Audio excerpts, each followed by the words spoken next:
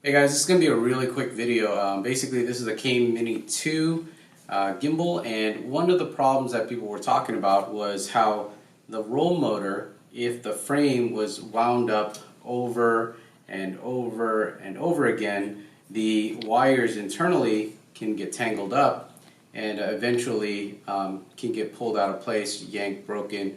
So in order to prevent that, Came has come up with a little bracket here that you mount to the rear roll motor, and that's going to prevent a 360-degree rotation once you have that on there. Now, most of you guys who are getting it recently probably already have this installed, but if you're someone who got it a little bit earlier like me, this is one that you can install.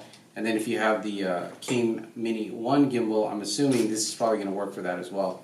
So anyways, we're going to install this right now and show you how that works. It's basically just a clamp that goes over the entire roll motor, and then I'm not sure if you could see this, but on one side of the clamp here you've got this little extension that protrudes out a little bit more than the other side. So if you look at the other side here, it just kind of looks like a normal clamp, and then the other side has the clamp, but there's an extension on the clamp area here, and that's going to basically run into the mount around the roll motor and prevent it from rotating full 360 degrees. So we're going to install this, and what you want to do is you probably want to put the longer clamp side at the bottom. And then what will happen is, I won't clamp it just now, but as this rotates around, you may notice that this longer part is going to collide basically with the top bar here, and that will prevent the roll bar from spinning around a full 360 degrees. So that's kind of the way you want it. But you probably, if you guys do inverted mode on your gimbal, you probably want to figure out which way you flip your gimbal when you're doing inverted mode, and then you can readjust this so that you could still do a full inversion. So let's say this whole gimbal is upside down. You can still do a full inversion.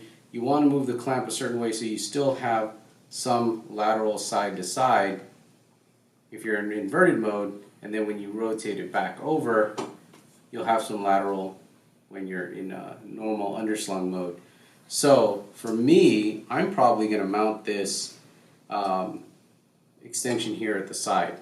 That way I could still do inverted mode, and I could still do the underslung mode, and I could still kind of roll my bars around. So once you have that set up, all you have to do is run the little screws in.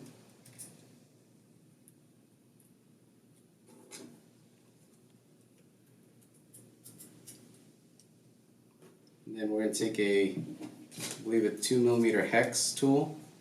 We're just going to tighten these up.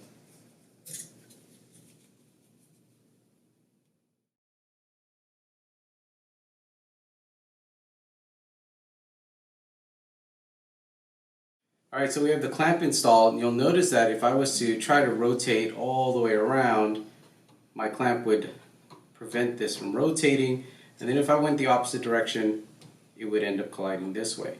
Now, because I mounted it on the side here, I could still take this gimbal, and I could still invert it in one direction, and then I'll be able to still use this in inverted mode and still have some rotation here, and that's why I mounted mine to the side. Now that's up to you guys if you guys even do inverted mode, and then you know that when you need to go back to the regular mode, you can't flip it the opposite direction.